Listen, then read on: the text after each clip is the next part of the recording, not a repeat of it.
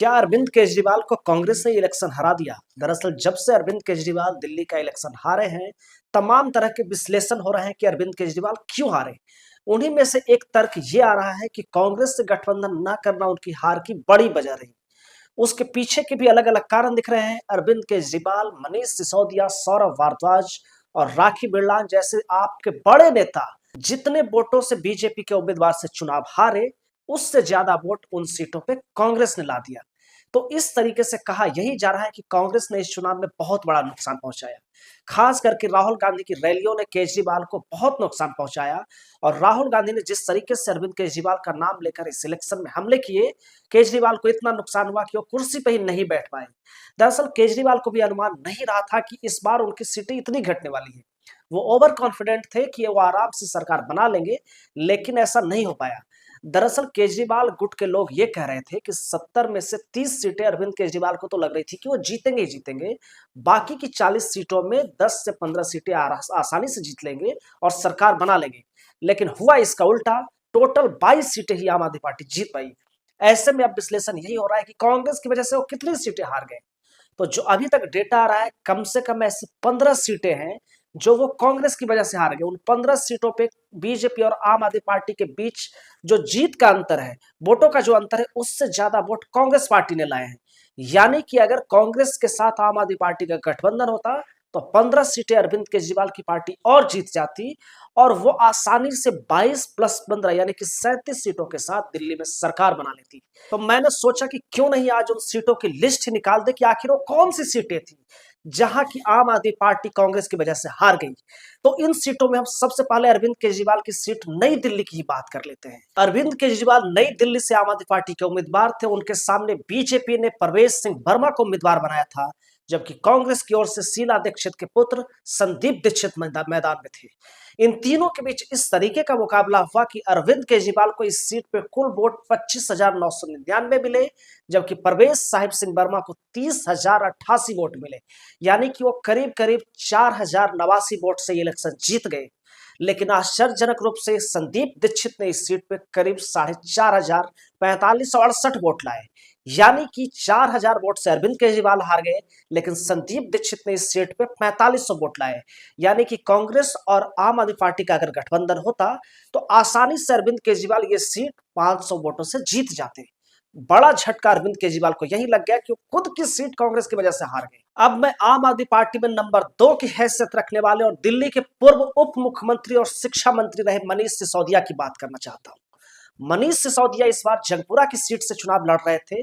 पिछली बार उन्होंने पटवर्गंज से चुनाव लड़ा था, लेकिन पिछला चुनाव उनका फंस गया था, तो उन्होंने इस बार सीट बदल ली कि शायद जंगपुरा में तो वो जीत ही जाएंगे।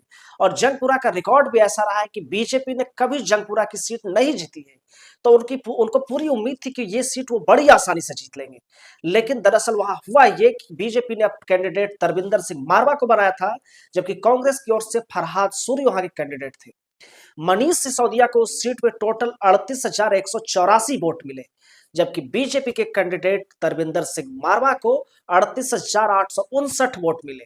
यानी कि मनीष सिसोदिया से 675 वोट ज्यादा भारतीय जनता पार्टी के उम्मीदवार को मिले, जबकि कांग्रेस के उम्मीदवार रहे फरहाद सोनी को वहां 7,350 वोट मिले।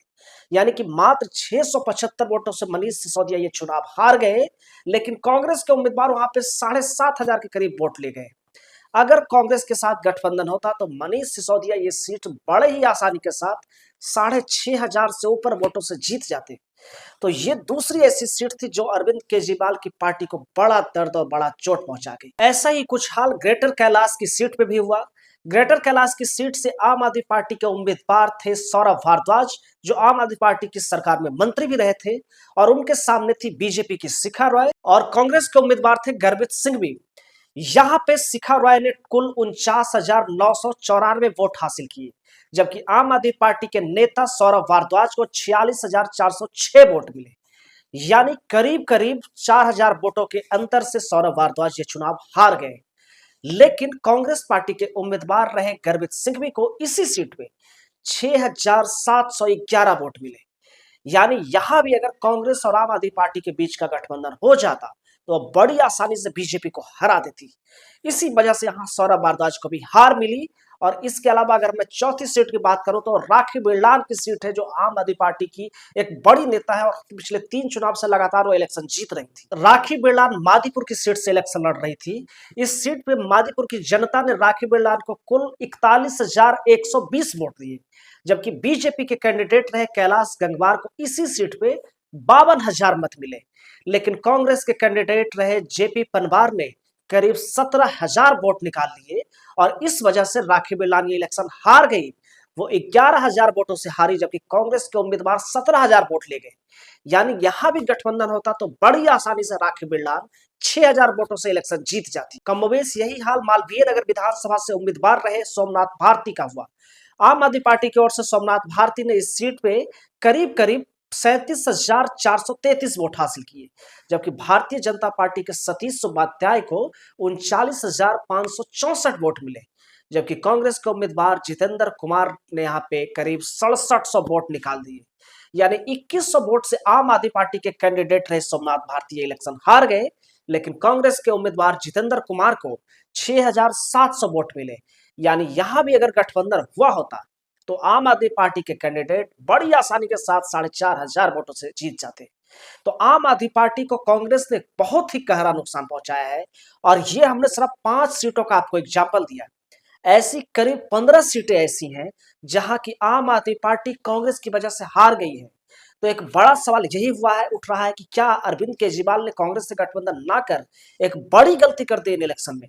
क्योंकि अगर उनका कांग्रेस से गठबंधन हुआ होता तो शायद वो इस वक्त दिल्ली में सरकार बना रहे होते।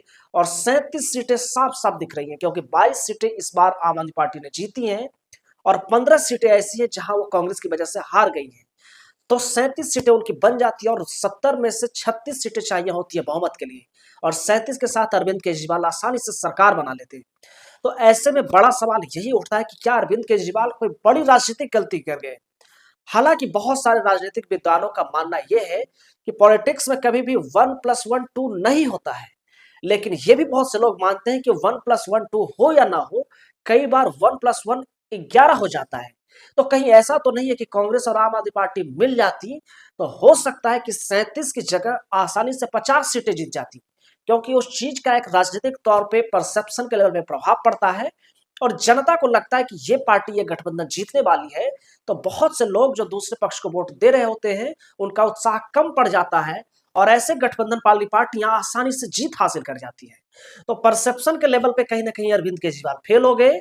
हालांकि कहा यही जाता है कि दिल्ली इलेक्शन से ठीक पहले कांग्रेस ने कोशिश की थी कि वो अरविंद केजरीवाल के साथ मिलकर इलेक्शन लड़ेगी, लेकिन अरविंद केजरीवाल ने ही अपनी ओर से ये घोषणा कर दी कि वो दिल्ली का चुनाव अकेले लड़ेंगे, उन्हें यहाँ किसी की भी जरूरत नहीं है।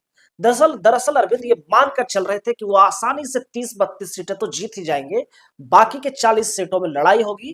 लेकिन हुआ ऐसा कुछ भी नहीं और उनको बहुत तगड़ी हार मिली और बीजेपी ने यहाँ पे बड़े आसानी के साथ 48 सीटें जीत ली और सीधा सरकार बना ली। अब देखना दिलचस्प होगा कि क्या आम आदमी पार्टी इस हार के बाद क्या सबक लेती है। क्या अगले इलेक्शन में वो कांग्रेस को साथ लेकर इलेक्शन लड़ेगी या फिर से एकला चलो की नीति पे ही चलेगी? देखना दिलचस्प होगा अगले इलेक्शन में अरविंद केजरीवाल क्या करते हैं। हम भी देखेंगे, आप भी इस पे नजर बनाए रखिए। बाकी ये वीडियो कैसा लगा कमेंट करके जरूर बताइएगा और अच्छा लगा हो तो लाइक शेयर और चैनल को सब्सक्राइब जरूर कर दीजिएगा। हम मिलेंगे आपसे अगले वीडियो में, तब तक के लिए नमस्कार।